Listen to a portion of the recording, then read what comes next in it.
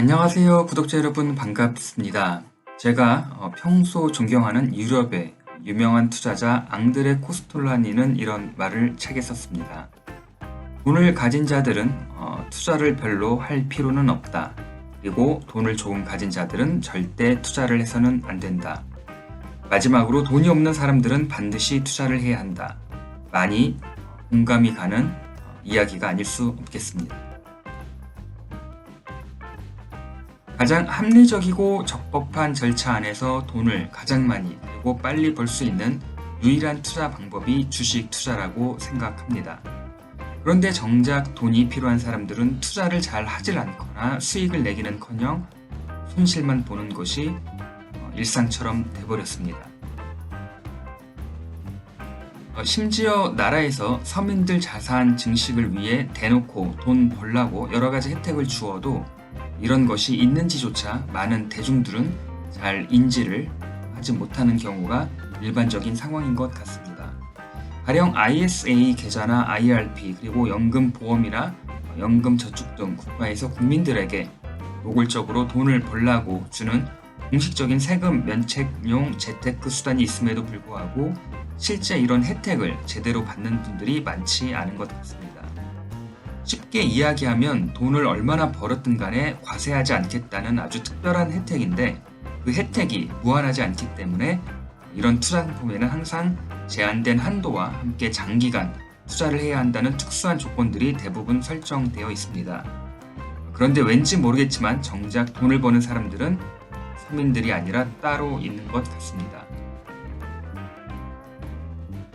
불편한 진실이겠지만 돈은 항상 부자들만 버는 것 같습니다. 이들은 풍족한 재정 능력뿐 아니라 세금을 회피하기 위한 수단과 방법을 찾는 데에는 아주 탁월한 능력을 발휘하고 있습니다. 매년 이들의 자산 증가율은 돈이 더 많을수록 더 높아지는 경향이 있어서 부의 쏠림에 있어서 극도로 혼쭐내는 경향을 반복하고 있습니다. 그럼 왜 서민들은 이처럼 가진 자들만큼 투자를 잘 하지 못하는 것일까요?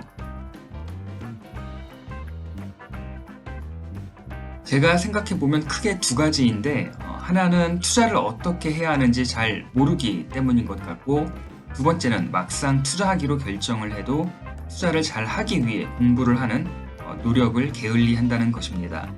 물론 장기간 돈을 묵혀두어야 한다는 단점이 쉬운 조건이 아니기에 더더욱 재정적인 부분이 뒷받침되지 않는다면 높은 수익을 얻기가 쉽지 않을 거라는 생각도 잠시 해볼 수 있을 것 같습니다. 그러다 보니 항상 시장에서 수익을 내는 일보다 돈을 잃는 경우가 더 많은 것 같습니다. 본연의 노력이나 판단이 아니라 대중들에게 편승되어 투자를 했다가 거품이 꺼지면 그대로 손실이 나는 것이 일반적인 상황이라 더욱더 돈을 벌기 힘들어지는 악순환을 반복하는 것 같습니다. 그 마태복음에 이런 말이 있는데요. 무릇 가진 자는 더 얻어 풍족하게 되고 없는 자는 그 있는 것까지 빼앗기리라. 마태 효과라고도 이제 하는데 부의 쏠림 현상을 제대로 표현하는 것 같습니다. 그럼 왜 우리는 부자들처럼 투자를 통한 재테크를 하지 못하는 걸까요? 첫 번째가 대중들은 투자보다 투기에 가까운 도박에 더욱더 집착을 하는 경향이 있습니다. 본인들은 투자라고 간주하지만 실제 그 과정을 분석해보면 그냥 도박입니다. 여러분, 투자와 투기 어떻게 다를까요? 투자는 실제 투자하는 대상에 대한 가치 평가가 이루어져야 되고 이 가치 평가에 따라 투자를 결정하게 됩니다. 그런데 투기는 쉽게 이야기해서 오징어 게임에 나오는 홀짝놀이 이런 거와 비슷합니다. 동전을 던져서 앞면이 나오면 승리, 뒷면이 나오면 패하는 것인데 이것은 단순히 공부를 해서 될 일이 아니라 운에 맡기는 것이기 때문에 전형적인 투기라고 이야기할 수 있겠습니다. 대부분의 사람들이 주식시장에서 이렇게 투기적 방법으로 주식을 매매하기 때문에 많은 경우 운에 따라 그 결과가 나올 수밖에 없는 것이라 생각합니다. 그리고 두 번째는 대부분 개인 투자자들이 시장의 공포를 이겨내지 못합니다. 기업의 내부적 요인 변화로 인한 가치 변동이 아니라 어떤 외부적인 요인에 따라 시장이 출렁거리면 이것의 질에 겁을 먹고 투매를 하게 되면 가뜩이나 공포로 지수가 하락하는데, 이런 하락은 반대 매매를 일으켜 하락폭을 더 키우면서 가중시키면서 다시 투매로 이어지는 악순환이 반복되는 것 같습니다. 그러면 올바른 주식 투자를 위해 우리는 어떻게 접근을 해야 할까요? 워낙 투자자들의 성향이 다르기 때문에 이것을 한 가지로 일반화시킬 수는 없을 것입니다. 그렇기 때문에 디테일한 과정과 방법은 조금 다를 수 있겠지만, 저는 조금 더 기본 방향에 대한 이야기를 해볼까 합니다. 이 이야기를 언급하고 싶은데요. 주식 투자는 시작하는 순간부터 평생 주기로 해야 한다고 믿습니다. 이 말은 장기적 관점에서 투자가 이루어져야 한다고 이 말과 일맥상통하게 됩니다. 주식 투자는 단기적 측면에서 볼 때 변동성이 너무 크고 어느 방향으로 갈지 알 수가 없기 때문에 반드시 긴 안목으로 투자를 해야만 한다는 말이 되겠습니다. 단기적 변동성을 활용한 매매 방법은 마치 투기에 가까운 행위로 간주되는 것이 더 맞다고 할 수 있겠습니다.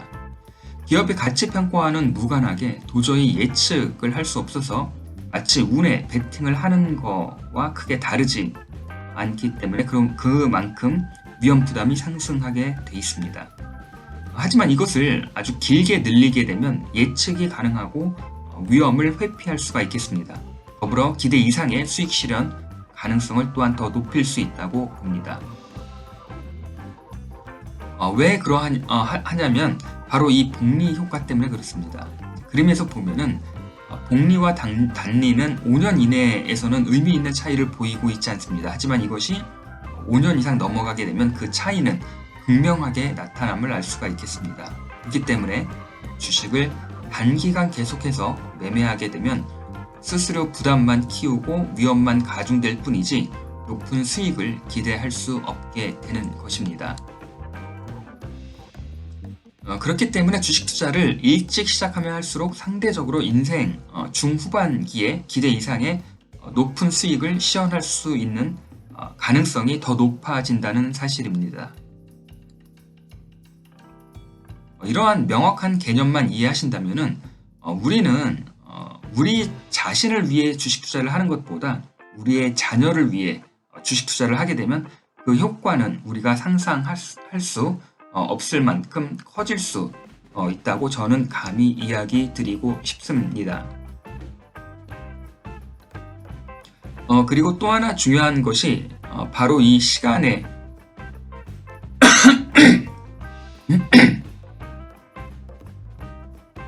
그리고 또 하나 중요한 것이 바로 이 시간에 횡포를 잘 극복하는 것입니다.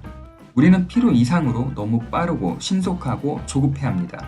하루하루 주식 시세창을 보면서 한숨과 기쁨을 여러 차례 반복을 하는 것이 일상이 되어버렸는데 정말 의미를 찾을 수 없는 무의미한 행동이 되겠습니다. 특히 직장을 다니면서 주식 시세창을 들여다본다는 것은 내 본연의 업무에 집중하지 못하게 하여 중요한 고정 수입을 늘리는데 어려움을 겪는 것이 다반사가 되어버렸습니다.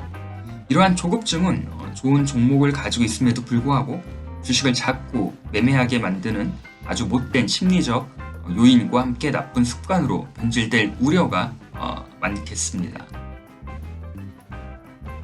이러한 조급증은 시장에서 흔히 미스터 마켓을 소환하게 돼버리는데요. 많은 분들이 공감하겠지만 주식 투자를 하고 있는 내내 이 미스터 마켓은 항상 우리의 주의를 맴돌면서 주식 매매를 쓸데없는 주식 매매를 부추깁니다. 주가가 낮지 않음에도 불구하고 주식을 자꾸 매수하라고 유혹하기도 하고 주식 가격이 충분히 오르지 않았음에도 불구하고 주식을 팔아야 한다고 압박을 주기도 하는데 많은 분들이 이러한 유혹을 이기지 못하고 사고팔기를 되풀이하면서 시간과 비용만 축내고 있는 것이 일반적인 주식시장의 현재 상황이라고 저는 이해를 하고 있습니다. 그 전형적인 예로 이 종목을 지금 안 사면은 안 될 것 같다라는 그런 그 심리적 어떤 경험을 많이 해보셨을 테고 또 수익률 10% 정도, 20% 정도 올라가게 되면은 그 주식을 안 팔면 안 될 것 같은 그런 어떤 심리적 경험 또한 많이 경험해 보셨을 거라 생각이 듭니다. 제가 앞서서 이야기한 문제의 원인 크게 두 가지로 정리가 되는데요. 하나는 그 시장의 공포와 시간의 횡포로 간단히 이야기할 수 있겠는데, 그렇다면 우리는 이 두 가지를 어떻게 극복을 해 나갈 것인지에 대해 방법적인 측면에서 이야기를 드리겠습니다. 우리는 온전히 내가 생각했던 기업의 가치가 시장이나 시간의 상황과 별개로 여전히 그대로인가만 생각하시면 되겠습니다. 다시 말해서 매수하기로 결정했던 종목의 기업 가치 평가를 꾸준히 모니터링해야 한다는 말입니다. 매 분기 실적이 나올 때마다 실적의 흐름이 내가 기대했던 대로 나와주고 앞으로도 변동성이 없다면 그 기업의 주가에 연연해 필요가 전혀 없을 것입니다. 쉽게 이야기해서 기업 가치가 훼손되지 않는 이상 주가의 하락폭이 단기적으로 크다면 그것은 오히려 그 회사의 주식을 조금 더 매수해야 되는 상황이지, 주가 변동성에 따라 사고 파는 것은 의미가 없다는 얘기입니다. 우리는 주가의 단기적 변동성보다 그 기업의 미래 가치에 대해 꾸준히 자료를 모으고 분석해서 여전히 유효한지에 대한 부분에 더 많은 노력과 집중을 해야 되겠습니다. 그런 의미에서 주식을 매수할 때에는 그 주식을 팔 생각으로 매수를 하는 것이 아니라 기업 가치와 무관하게 단기적 하락이 클 때마다 조금씩 매수해 나가는 전략으로 접근하는 것이 좋을 것 같습니다. 그렇다고 우리가 주식을 평생 동안 보유하고 있을 수는 없을 것입니다. 분명 매도해야 하는 순간이 있는데, 저는 이 매도 시점에 대해 세 가지로 이야기를 드리고 싶습니다. 먼저, 내가 기대했던 기업 가치만큼 주가가 상승했을 때에는 수익을 실현하는 것이 현명한 판단이라 생각합니다. 그렇기 때문에 우리는 항상 기업의 실적을 바탕으로 그 기업의 미래 가치를 분석하고 모니터링을 해야 한다는 것입니다. 두 번째는 긴급한 자금이 필요할 때가 있습니다. 갑자기 필요한 병원비라든지 아니면 계획하지 않았던 긴급한 지출일 경우 주식을 팔아야 하겠지요. 하지만 그 주식이 한창 상승하는 국면이면 이러한 이유로 주식을 파는 것은 참 쉽지 않을 결정일 텐데요. 그때 저는 신용대출이나 마이너스 통장을 권고해 드리고 싶습니다. 한두 달 정도 뒤에 급여로 갚을 정도라면 이 경우에는 주식을 팔지 말고 일단 비교적 건전한 은행을 통한 단기 대출을 이용해 긴급한 상황을 모면하고 다음 달 급여로 대출을 상환한다면 굳이 주식을 팔지 않아도, 올라가는 상승하는 주식을 팔지 않아도 된다는 것입니다. 하지만 단기 대출 정도로 안 되는 가령 긴급히 주택 구입 자금이 필요하다면 어쩔 수 없이 주식을 시장에 매도할 수밖에 없을 것입니다. 마지막으로 세 번째는 현재의 기업 주식보다 엄청나게 더 좋은 종목이 있다면 그때 또한 이 주식을 매도하는 것이 합리적 판단이라 생각해 볼 수 있을 것입니다. 다만 엄청나게 좋은 주식들이 너무 빈번하게 출현한다면 그 종목이 더 좋은 종목의 가능성보다는 투자자 개인의 성향을 한번 의심해 볼 필요가 있을 것 같습니다. 오늘 방송 영상 핵심을 좀 정리해 보겠습니다. 주식 투자는 평생 주기로 해야 합니다. 이 말은 같은 주식을 평생 동안 들고 있어야 된다는 말이 아니고, 투자는 평생 동안 지속되어야 한다는 이야기가 되겠습니다. 그리고 특히 주식 투자는 빨리 시작할수록 유리한 게 보다 긴 시간을 이용한 복리 투자가 가능하기 때문입니다. 우리는 여기저기서 쉽게 좋은 종목들을 소개받거나 다양한 정보 매체를 통해 좋은 기업이라고 하는 주식 종목들을 참 많이도 접하게 됩니다.